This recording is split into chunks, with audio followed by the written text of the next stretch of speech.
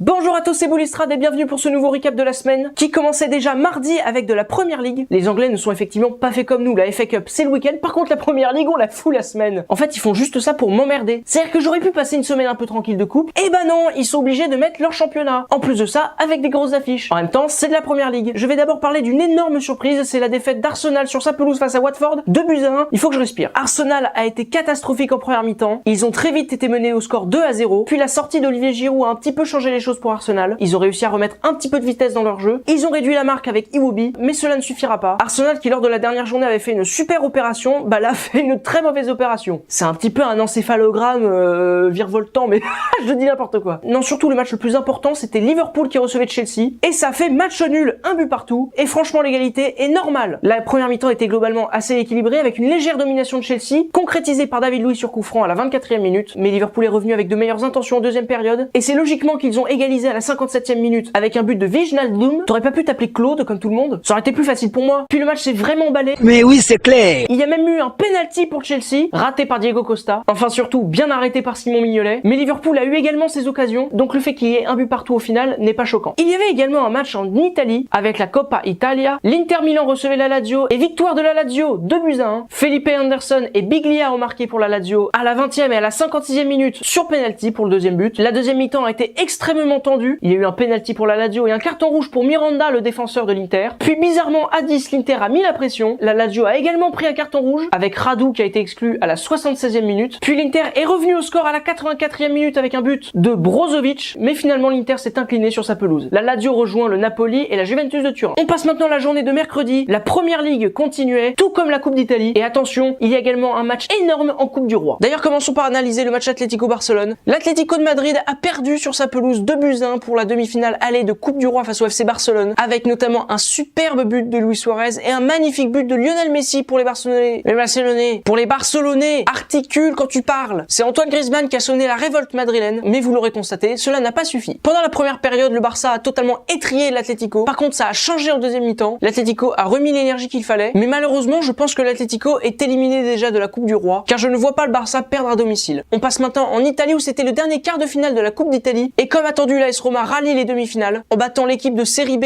Cesena, mais que ce fut compliqué, victoire 2-1. Le but de la victoire a été inscrit à la 90e minute sur penalty par Totti. Ce ne fut pas brillant, mais l'essentiel est assuré, et c'est surtout important pour eux de redémarrer une série de victoires après la défaite en championnat de la semaine dernière. Allons maintenant en Angleterre avec la suite et fin de la 23e journée de Première Ligue, avec Manchester City qui s'est baladé sur la pelouse de West Ham, victoire 4-0, ce qui est plutôt logique, hein. Manchester City est quand même largement supérieur à West Ham, mais ce qu'il faut signaler, c'est le premier but de Gabriel Jesus, la recrue de l'hiver, pour Manchester City. Ça promet. L'autre Manchester jouait à domicile face à Hull City, et ils n'ont pas réussi à gagner, match nul 0-0. Pourtant ils ont dominé, mais ce fut tristoun offensivement. J'ai dit tristoun, oui. Et juste une chose, José, pourquoi tu mets pas Anthony Martial? On sait tous que tu l'aimes pas. C'est quand même meilleur que Rashford. L'équipe elle tournait plutôt bien avec Martial. Enfin, je te comprends plus vraiment, José. Je pense qu'avec Anthony Martial, l'équipe aurait gagné. En soi, il y a une raison à la non-titularisation de Martial. C'est qu'il n'a pas fait les efforts nécessaires pour être titulaire. Enfin, moi perso, je l'ai vu jouer en FA Cup. Je l'ai trouvé plutôt bon. Après, je comprends que tu veuilles mettre Mkhitaryan, il a fait un match énorme. Mais franchement, Rashford, il est bien meilleur quand il rentre en cours de match que quand il est titulaire. Avec l'autre demi-finale de Coupe d'Espagne. Et c'était nul, match nul, 0-0. On passe tout de suite à la journée de samedi. Je suis désolé, je ne vais rien dire sur ce match. C'était juste pourri. Voilà, donc pourquoi je vais m'efforcer à passer 2 minutes dessus alors que franchement il n'y a rien à dire. Vivement le match retour. C'était une purge. Vous avez vraiment envie que j'en parle? Non, je n'en parlerai pas, j'ai pas envie d'en parler. On passe tout de suite à la journée de samedi qui était beaucoup plus intéressante. Enfin, je ne sais pas pourquoi je dis ça. Vu que je tourne pas cette vidéo le samedi, je suis un dingue. On passe tout de suite à la journée de samedi. Je fais n'importe quoi. Merci beaucoup, c'est votre faute. Veuillez m'excuser de mon comportement. Je suis sincèrement désolé.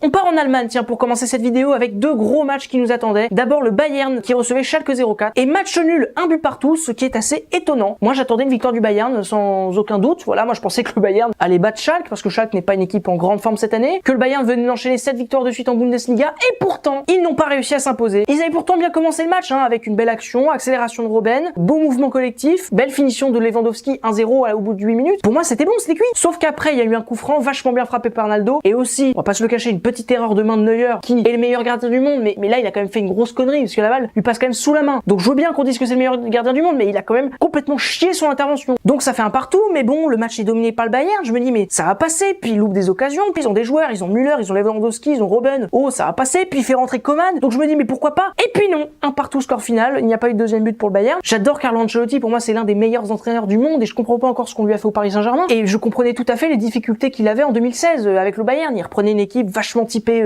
Guardiola, c'est pas simple, et il galérait un petit peu, il mettait son style en place, c'est normal. Enfin là on est quand même début février 2017, t'as la Champions League qui arrive bientôt, et t'es toujours pas au point. Il y a quand même un petit souci. Mais ce n'était pas ce match-là qui m'intéressait le plus en Bundesliga, c'était surtout le petit Dortmund-Leipzig, avec la victoire de Dortmund 1-0 avec un but de Aubameyang, mais sur une galette de Ousmane Dembélé, qui est vraiment un joueur incroyable. Voilà, à chaque fois que je le vois jouer, hallucinant quoi. C'est un super joueur, il a des qualités d'accélération, il a des dribbles, et puis en plus il commence à être aussi doué pour faire ce genre de galette là, parce que c'est une galette, hein, Aubameyang il peut pas la louper, c'est vraiment remarquable. Non, et puis un petit peu comme le Bayern de Munich, ils ont vraiment dominé le match, ils ont eu énormément d'occasions qu'ils ont loupé d'une manière incompréhensible quoi. À un moment Marco Reus il a loupé 3 occasions très nettes. Pour un joueur de ce calibre, c'est insensé de louper les occasions qu'il a loupées, et pourtant il les a foirées. C'est comme Aubameyang, à un moment il loupe une occasion avec une frappe mais tellement molle avec son pied droit, enfin truc incroyable quoi. Et ça a failli leur coûter cher, hein, puisqu'à la 93e minute Leipzig a cru égaliser, mais le but a été logiquement refusé pour une position de hors-jeu. Mais Dortmund fait quand même une super opération et se rapproche encore plus des places européennes. On part maintenant en Serie A. À la base je voulais pas vraiment parler parce que voilà, le match Bologne-Naples c'était pas un match qui me tentait plus que ça, et pourtant je vais être obligé d'en parler parce que le score est incroyable. Voilà, victoire 7-1 des Napolitains face aux joueurs de Bologne. Le Napoli est parti très fort, ils ont mené très vite 2-0, puis ils ont pris un carton rouge. Donc je me suis dit que ça allait un peu équilibrer les débats, mais sauf que 2 minutes après, les joueurs de Bologne ont pris aussi un carton rouge. Le Napoli est une équipe vraiment très impressionnante cette année offensivement, ça joue bien, mais là ils ont une précision devant les buts qui est hallucinant. Et en plus, n'oublions pas qu'il manque leur buteur numéro 1, Arkadiusz Milik. On part maintenant en Liga, il y avait 2 petits matchs qui étaient intéressants. D'abord le Barça qui recevait Bilbao, victoire 3-0 du Barça avec une équipe remaniée, Luis Suarez n'était pas là. Messi est sorti à la 60e minute, truc de dingue. Et pourtant le score est assez large, mais ce qui a fait la différence dans ce match-là, c'est pas les joueurs de champ, c'est les 2 gardiens. D'un côté, t'as Ter Stegen pour le Barça qui a été très bon, qui a fait quelques très belles interventions, notamment une en tout début de match décisive, alors que le gardien de Bilbao, Iraizoz, a été catastrophique. Sur le premier but, il y peut rien. Par contre, sur les 2 autres buts, il est vraiment fautif. Le premier, c'est un but sur coup franc excentré de Messi, genre un petit peu un mini corner. Messi, il frappe plutôt pas mal, hein, mais normalement, tu captes le ballon et il ne la capte pas. Il la laisse filer dans le but de manière un petit peu incompréhensible. Et puis sur le dernier but d'Alex Vidal, la frappe certes est bien placée, mais elle est d'une mollesse totale. Donc normalement, si t'es un petit peu bon, tu peux la sortir. Lui, il la sort pas. Enfin bon, le Barça s'impose et surtout met un peu de pression sur le Real. L'autre match qui était intéressant, et je vais en parler assez vite, c'est Madrid, l'Atlético qui recevait Leganés, et victoire 2-0 avec notamment un doublé de Fernando Torres. C'était un match typique de l'Atlético de cette année, c'est-à-dire qu'ils ont pas été très bons, mais ils ont quand même gagné. Ils ont assuré l'essentiel. Et par contre, juste un petit détail, Griezmann a encore loupé un penalty. Certes, cela a donné le premier but de Torres, mais quand même, il le frappe extrêmement mal. Tu sens que le mec il tremble au moment de frapper le penalty, il frappe au milieu. Enfin, c'est vachement mal exécuté. Moi, j'ai un conseil à te donner, Antoine, frappe des penaltys plus souvent à l'entraînement. Un numéro 3 du Ballon d'Or n'est pas censé aussi mal frapper les tirs au but. C'est pas possible. On finit cette journée de samedi en Première Ligue avec notamment le gros choc Chelsea-Arsenal et victoire de Chelsea 3-1. Il y a rien à dire sur ce match. Chelsea a été totalement supérieur dans l'engagement, dans l'intelligence de jeu. Défensivement, offensivement, ils ont vraiment été plus forts. Arsenal a été baladé. Certes, les Gunners ont eu la possession, mais c'était tellement inefficace que ça en devenait un peu ridicule. Les joueurs français ont été assez marquants dans cette rencontre, déjà parce qu'Olivier Giroud a marqué le but d'Arsenal alors qu'il était remplaçant. Voilà, il a encore rentré, il a encore marqué. Et puis aussi le fait que Kurt Zouma soit rentré sur le terrain, bah ça me fait vachement plaisir parce que c'est un joueur que j'aime beaucoup. Et le fait de le revoir sur un terrain de foot, ça me fait vraiment plaisir.